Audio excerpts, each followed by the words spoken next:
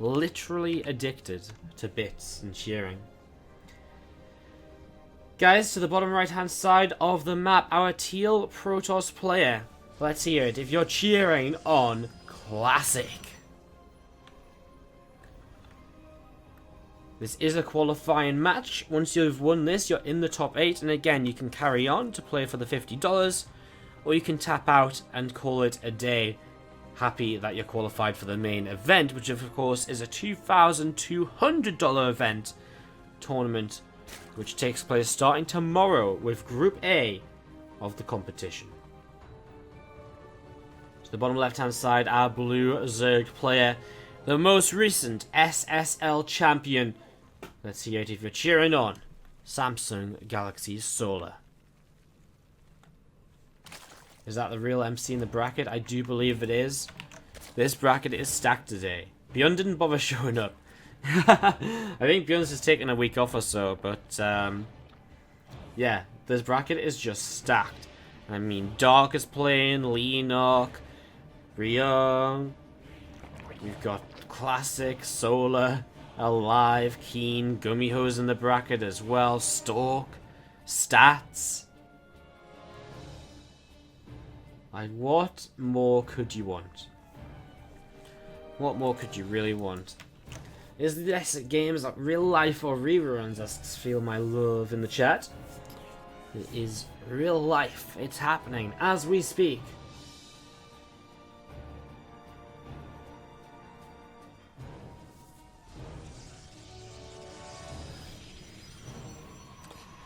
So as we step into this, we'll be seeing a Nexus about to finish up in just a few moments.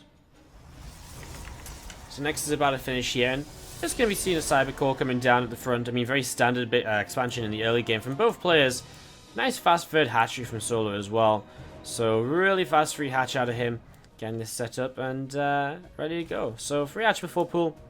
I mean, that's not too unheard of, especially on a map like New Gettysburg, where okay, you can be aggressive through the bottom side, but at the same time, it's still a fairly large map overall. So just getting up into a nice macro-based position in the early stages of New Gettysburg for this ZvP. Again, second map will be Frozen Temple 2, so keep that in mind when we watch this one, because it will be interesting to sort of talk about what the differences may be in kind of build orders and play styles as we jump between the maps. We are going to see a Twilight Council opening rather than a Stargate opening, a Twilight Robo opening, so maybe more Prism-based Resonating Glaive Adepts here in the early stages.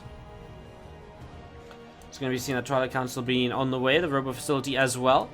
And Solar, just with this Overlord, will be popping around and again having a look to see what's going on and what's happening. Pylon coming up at the front. And just an Adept there as well. So let's watch to see what this build order turns out to be. Solar with a very early scout in.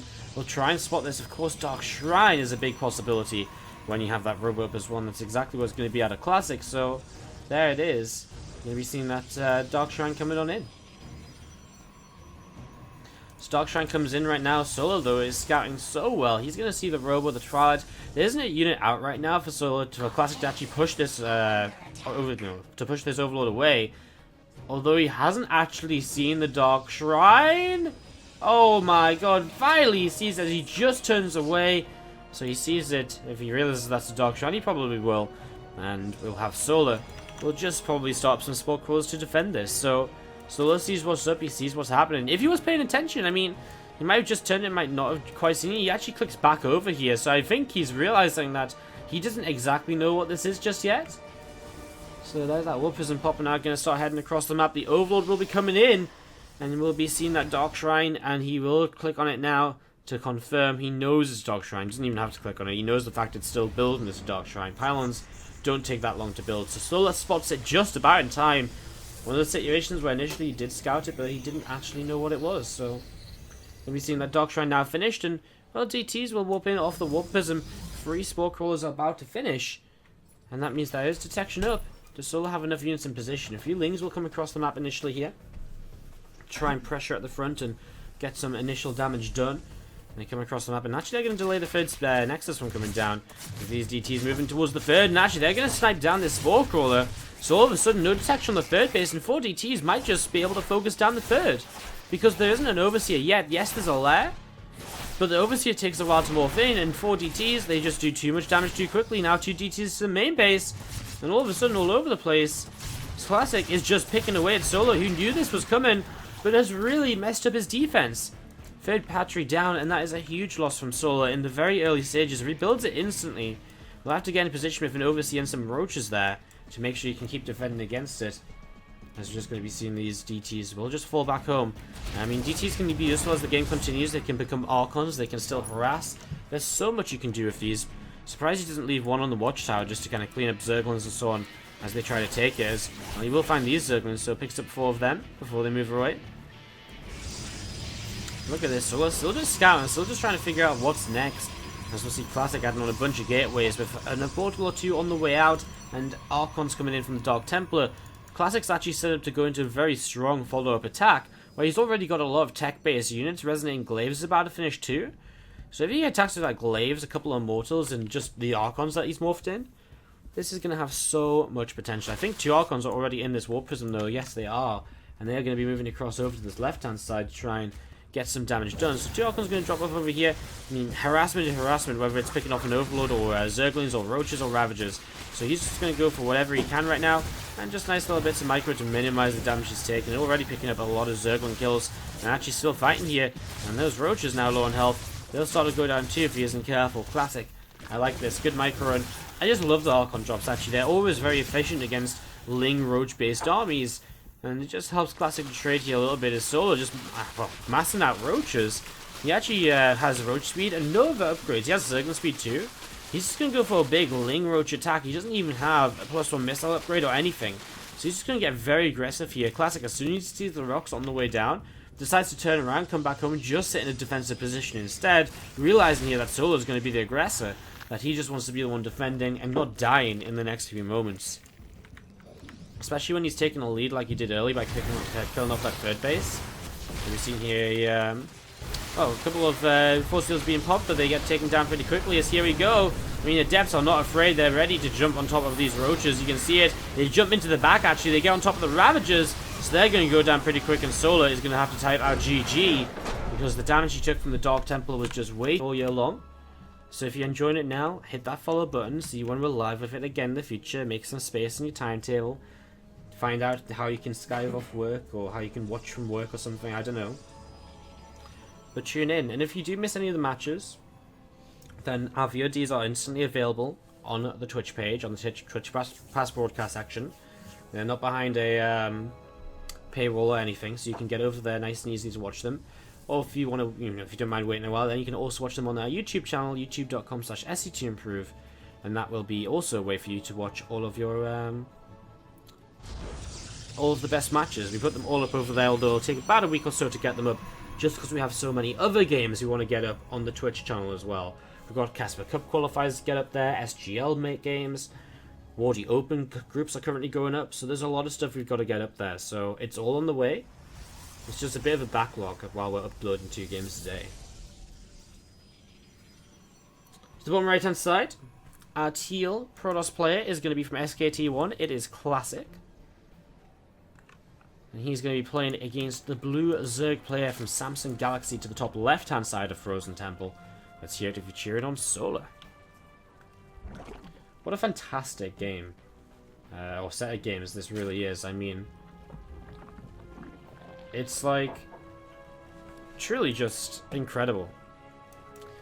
So again, just to reiterate, we cast Monday, Tuesday, Wednesday Leifeng Cups, and also an event I want to mention is the SGL events. They are on Thursdays and Fridays every week from 3 PM CST, so 2 hours later start time than the SGL. And they have players such as Björn, True, Pult, for example. Coming up this week, I think we have Sort of, Hydra, Max, Ed, and Sleep in Group C. And then we have Group D, which is on Friday this week. That's going to be Björn, Gumiho, Nado, and Jim, I think. Maybe Björn and Ryung. It's one of those two. It's a free Terran player group. So that's a really sick SGL group this week as well. So keep your eye out for all of those. We'll also be bringing you guys WESG qualifiers most nights this week as well. Busy times on the channel, as it really has been for the entirety of this month. As we set up into this, guys, a couple of Adepts from Classic are starting to move towards the upper left-hand side of the map. In the early stages, in the first 2.5 minutes, not a lot has really happened. The most interesting thing is that it was this time 2 gateway-based opening out of Classic with a later expansion, so he is able to get across here earlier with 2 Adepts, and he is going to force a lot of Lings out of Solar. But so far, he's not getting any kills just yet, and Solar making a lot of Lings to make sure you can fight against this, as then Adepts will cancel, and they'll actually be pushed away by the Queen. So good hold here early on by Solar, who is not going to take any damage, and at this point he has a comfortable number of Zerglings to trade with these Adepts with, and now he can just continue to drones. The idea is you will fall a bit behind on drones, but that's because otherwise, you know, if you don't kind of make, you know, fall a bit behind on drones, you'll just lose the drones anyway. Nice pull away again by Solar, really not letting these Adepts get a single pick off, so making sure he just keeps his economy as high as possible. As, oh, well, one drone will go down on the third base, unfortunately. Ling's actually going to move across the map. Ling speed's going to kick in, so they're going to see what they can do across the map. I don't think they'll have too much luck. In fact, they were just chasing the Adept Shades, and the Adepts did Shades, so they're going to lose 2 of these here. A little bit of a mistake by Classic, and both of those will go down. So 2 Adepts going down, and again in the wall we have 2 Adepts continue to build up. 3 Adepts already kind of sat here waiting.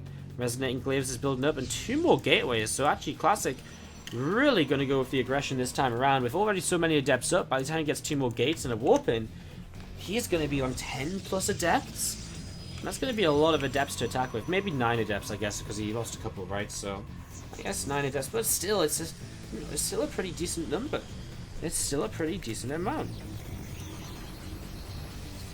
Let's see now the Rotron drops down from Solar. So, he begins to prepare for this next wave of Adepts, knowing that realistically he's not going to be able to fight Resonating Glaives with just Zerglings, which is of course a very smart thing for him to recognize. He has scouted here and seen the Twilight Council researching that Glaives for his opponent. As we're going to be seeing the Adepts starting to move towards the upper left hand side and continue to shade in this direction as well. So Adepts continue to shade up this angle.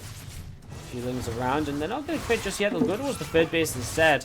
I mean, the Rotron isn't ready just yet, and behind the third base, these Adepts are able to get into the mineral line and just sit in that nicely choked up position. Adepts are going to still stick to the third. They're going to try and pick up a Queen. They do get the kill, so they're still looking to see if they want to engage into this now as Classic. Moving forward is going to try to pick off this Queen. So he's going to come back in and re-engage. A few drones have gone down already, and a few more drones are going to be going down as well. 6 drones killed so far. And a few more roaches continue to build up. So a few more roaches continue to build up as Solar continues to try to deflect this. Adepts once again just committing in the natural expansion. Just going to stay there, not going to actually commit to that shade. And Solar losing 9 workers now. Let's be careful. 9 workers down is quite painful for him in 10 and 11. And it really is, with actually the Adepts moving into the main base and now at 18 workers killed. It's just getting worse and worse. Solar's down to 27 drones against 42. And a double Stargate follow-up to this is going to mean that we'll be seeing this. Oh my god, there's so many more Adepts. How did he get all these? And that's just the power of 4 gateways, right? And again, Solar is really struggling here. Classic looking as though he might just take the 2-0 with the Adept play here on Frozen Temple. Back towards the third base. They'll just trade a little bit more. Again, behind this, double Stargate came up.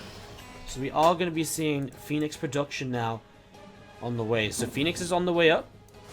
And that's going to become this super ultra kind of aggressive composition out of Classic, where he's just going to continue to harass. He's just going to trade efficiently throughout the game.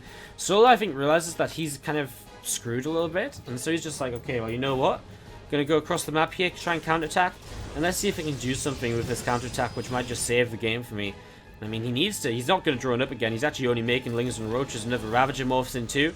I was going to say he might be able to kind of drone up and catch up a little bit by taking, keeping his opponent off of third base. Doesn't look as though it's going to happen though. These Adepts out in the open do have to shade backwards. They do shade back into the mineral line. I mean, Ravager's come forward. Getting lifted by the Phoenix though, in range of the pylon. Solar knows it's not going to work out, so he's going to GG. That's going to be Classic taking this victory.